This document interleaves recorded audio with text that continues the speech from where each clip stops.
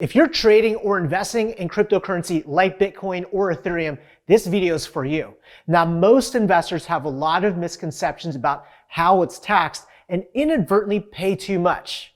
But I'm going to teach you a little secret.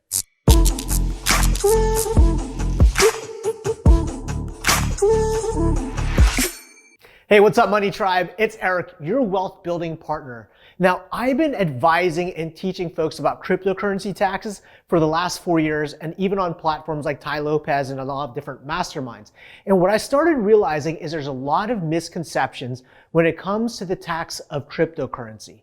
And you don't want to make any of these mistakes. So I'm going to share with you a couple of these misconceptions. If you stay to the very end, I'm going to teach you a secret of how to minimize your tax and magnify your wealth in cryptocurrency. So stay tuned. Okay, I want to make sure that you aren't taking part in some of these misconceptions. You might be unknowingly doing these because there's a lot of misconceptions when it comes to cryptocurrency and the taxation of it. Okay, the first misconception a lot of folks have is that Bitcoin is private. And you hear this all the time, that they're putting money into Bitcoin because it's private, and therefore, because it's private, they're not going to pay tax on it.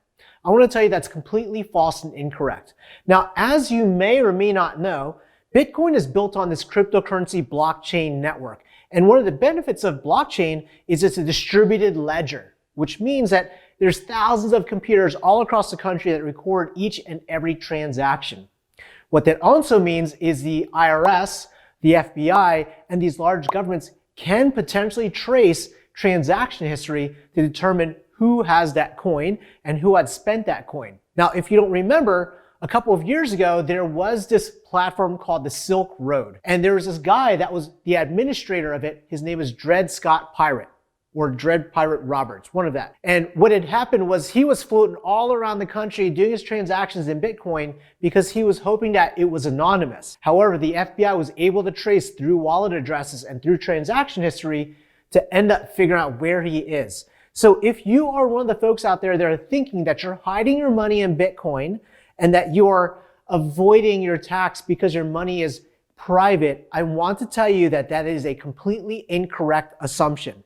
Now, there are privacy coins, and I'm not advocating tax evasion. I'm not advocating doing anything illegal. But if you are looking for privacy in terms of your transactions, there are privacy coins that are available, such as Monero is probably one of the most popular, or Dash or Zcash. So if you did want to become more anonymous or more hidden, you would have to use a privacy coin. Ethereum, Bitcoin are not private. They are on the public platform. Let's talk about the second misconception I hear of a lot. The second misconception is that there's no tax on cryptocurrency. How can the federal government have any type of jurisdiction? Because this is digital money. It's all around the world.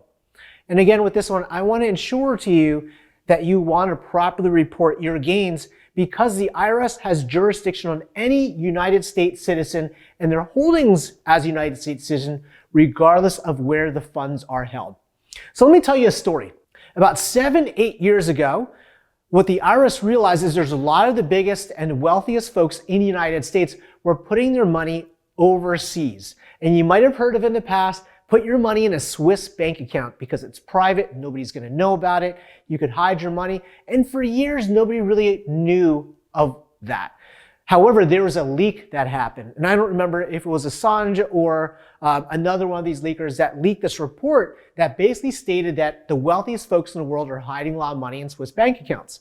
The IRS caught wind of that and says, there's potentially a lot of income and tax that we should have collected on the earnings in this money, but we had no idea. So they went to the Swiss banks, and they've effectively took the Swiss banks to court and said, hey, you guys are going to have to open up your records and let us know who is holding on to an account here that's more than $10,000. And when that happened, they created 2 new rules. The first one was called FinCEN, which is basically a financial reporting agency, and an FBAR, which is Foreign Bank Account Reconciliation Act. And what does that mean for us? Basically, if you have holdings overseas of more than $10,000, you have to report it on the FBAR tax return every single year. And you might be saying, nah, they'll never know. They'll never figure it out. Why should I do it? You're incentivized to do that properly, because if you do not file that properly and the IRS finds out about your holdings, they can tax your entire holdings at 50% as a penalty. Meaning if you had $1 million stashed away in another country and you didn't let the IRS know about it, they could tax you 50% or $500,000. Now you're probably thinking out there, BS, this is nonsense.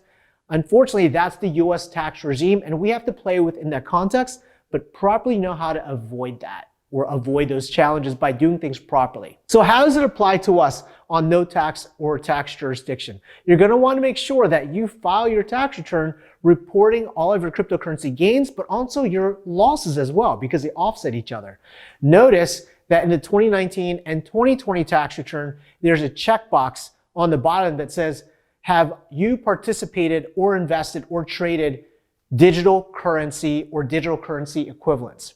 Now, if you willingly lie on that form because a tax return is signed off that is tested to be true, if willingly lie on that and later the IRS realizes that you did cryptocurrency trading, you could be in a world of hurt. So you want to make sure that you're doing things right, reporting things properly, but taking advantage of the tax code to make sure it benefits you.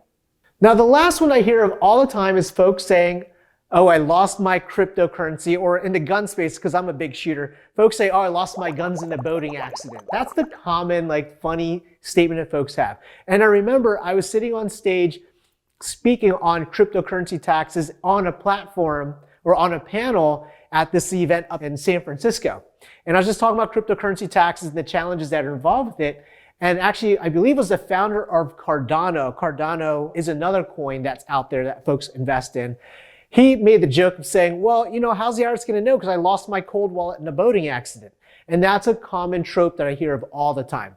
Again, keep in mind that when you are involved in cryptocurrency, it is on the blockchain. It is a public ledger. Unless you're using a private coin, whether it's Cardano or Monero or Dash or Zcoin or something like that, if you have a coin that's used in the public ledger like Bitcoin or Ethereum, even if you said you lost it in a boating accident, there are ways to trace the transaction history of where things came, where it went to, and how it was spent, where it could potentially come back to you, right? So you want to make sure that, again, you report everything properly. You play within the letter of the law, but you get really aggressive with the tax code and understand that you're only paying tax on the profit. You're not paying tax if you just hold on to the coin, only when you have realized profit from selling the coin. All right, Money Tribe. So now we know of the common mistakes and misconceptions, right? There's 3 common mistakes. Let's talk about my strategy for helping build wealth. And that is the HODL. Now, if you're not familiar with it, HODL stands for hold on for dear life. It was a Reddit meme that just blew out of proportion. And that means hold on for dear life. What that basically means is to hold on to your coin. Now, you're probably asking me, Eric, how do I actually make a profit if not exchanging the coin? How do I actually use the coin in commerce? How do I actually utilize what I built up? Well, there's a couple ways. That's a really good question. The first one is you can stake your coin. So you have built up gains from your Bitcoin or built up gains from your Ethereum. You could stake coin in different platforms where they're effectively going to pay you an interest rate per month for staking that coin with them. And then you could take that money and spend it, and you would pay tax on that staking interest as if it's being paid to you as interest. But the coin itself, the appreciation of the coin, will never be taxed until you actually sell it, right? So there's a way of getting some utility even out of Bitcoin, which technically has no utility use. There's also other platforms that are running off what they call the DeFi chain, where it's DeFi banking. Very similar to normal staking of a coin, where you're basically depositing your coin or your assets or your holdings into a DeFi-based bank, and then they're going to be paying you interest from that. Now, the interest is taxable, but again, the coin and its appreciation never become taxed until you actually sell it. So again, here's a way to get some utility and spending capital out of a coin without actually selling it and paying capital gain tax. You can also do lending from your coin. There's a lot of platforms out there now where you could put up your coin as collateral.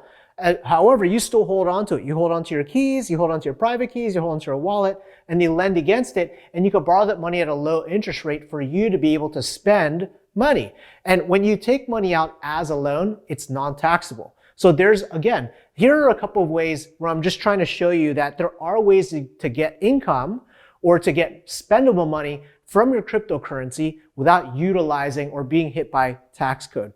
And finally, there's other tax strategies that I'd love to share, but would be probably more suited for their own separate videos. Things like using opportunity zones, What about Puerto Rico Act 2021-23? What about utilizing ways to defer the capital gain tax rate? What about using self-directed IRAs to invest cryptocurrency in? Those are a lot of more advanced topics, and I'd love to talk about them if you are interested. And if you are, put it down in the comment section below and say, hey, Eric, I want to learn some more advanced strategies when it comes to cryptocurrency tax.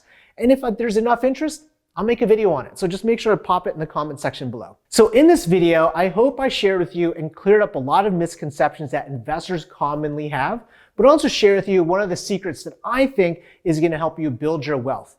Now, like I said, I've been doing cryptocurrency tax-related education for a long time, teaching other CPAs, investors, other masterminds. I would love to continue sharing advice for you to help you build your wealth, because I'm your partner in helping you build wealth, my money tribe.